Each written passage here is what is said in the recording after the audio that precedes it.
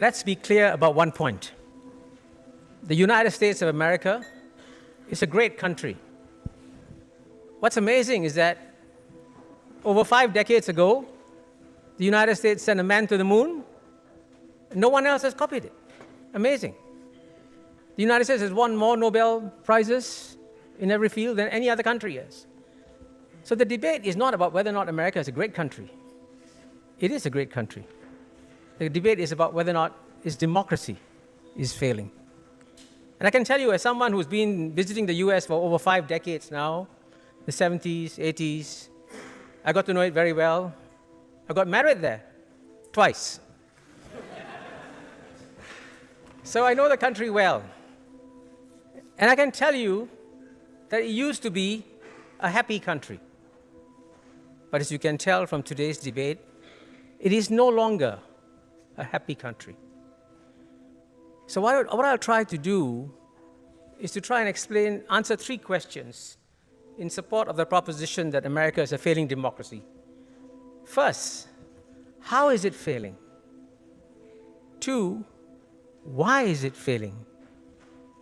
And 3, is there a solution? And I want to talk about the solution because we want America to succeed. We don't want America to fail. So the first question is, why is it failing? And it's failing in the most basic sense.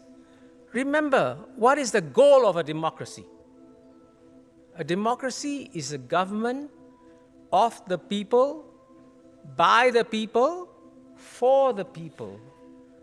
And the way you judge whether or not a democracy has succeeded or failed is whether or not it has succeeded in lifting up its people.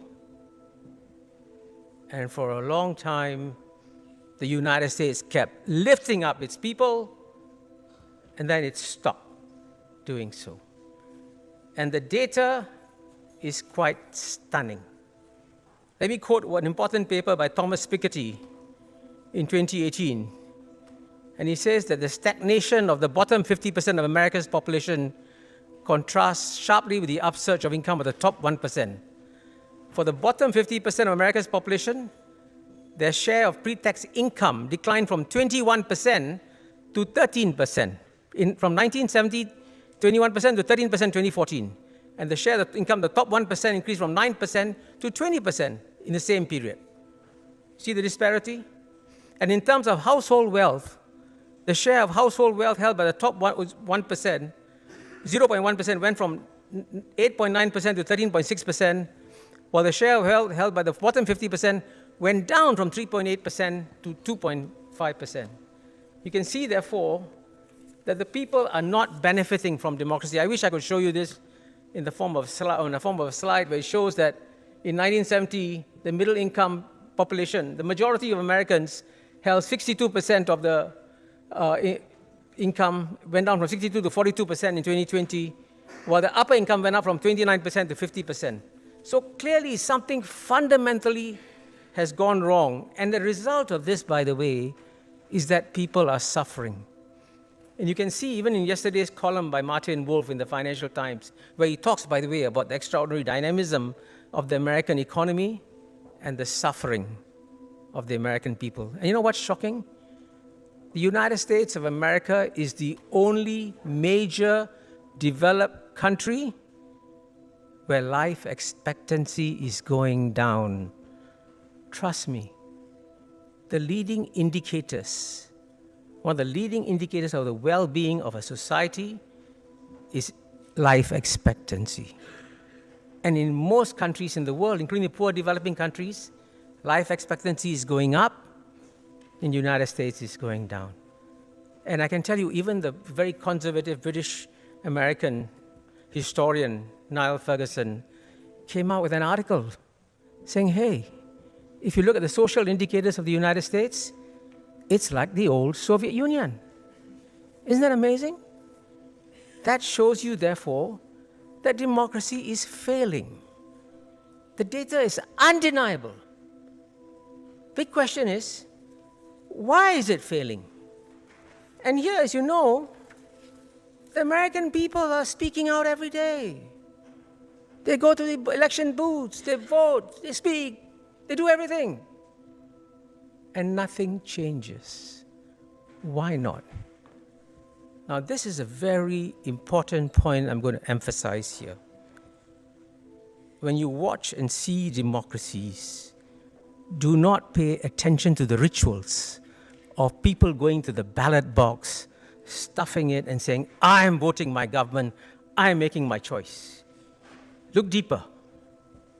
Because you will find, as you look deeper, that despite all these rituals and activities of democracy, nothing changes because the government has been captured. How is it captured? Let me quote to you two Princeton University economists, Martin Gilens and Benjamin Page. And by the way, they give extensive data. You can get a lot of this data in my book, Has China Won? I devoted a lot of time to explaining how this happened.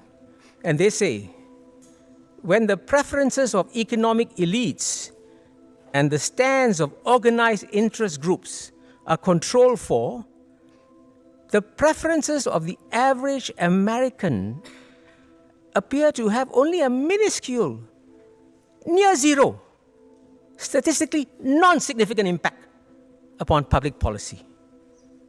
Furthermore, the preferences of economic elites, as measured by our proxy, the preferences of affluent citizens, have far more independent impact upon policy change than the preferences of average citizens do. And listen to this.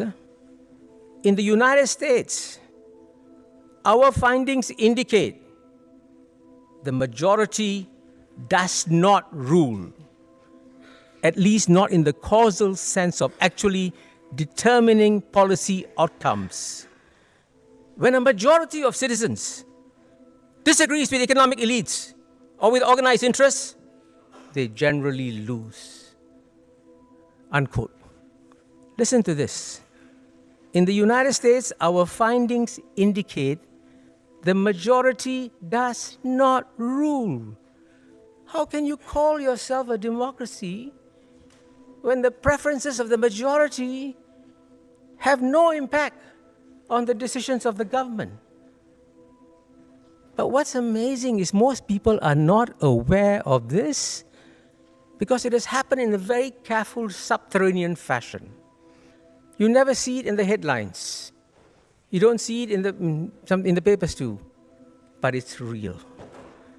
And therefore, the result of this is, as probably the most respected ever head of the Fed of the United States was a good friend of mine, Paul Volcker, and he said, effectively, functionally, the US has become a plutocracy.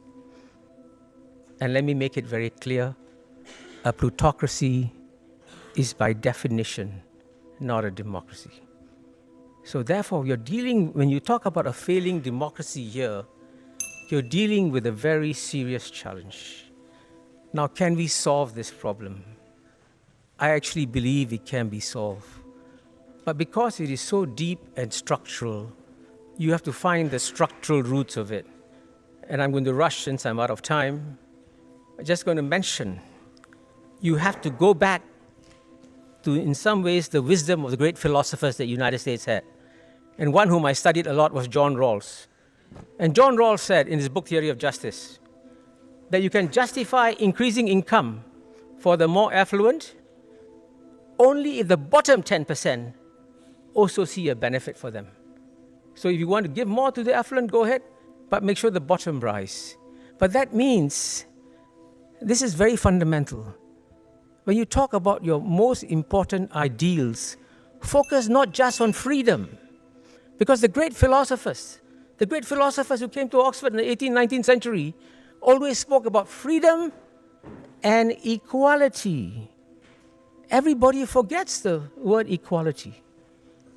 That's so fundamental. If you want to create a society where the majority of citizens, especially the bottom 50%, feel a real sense of well-being, feel that they are also co-owners of the society, create arrangements that work for the majority, that's what democracy is supposed to do.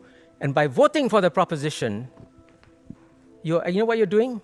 You're helping America to say, wake up, it's time for a change.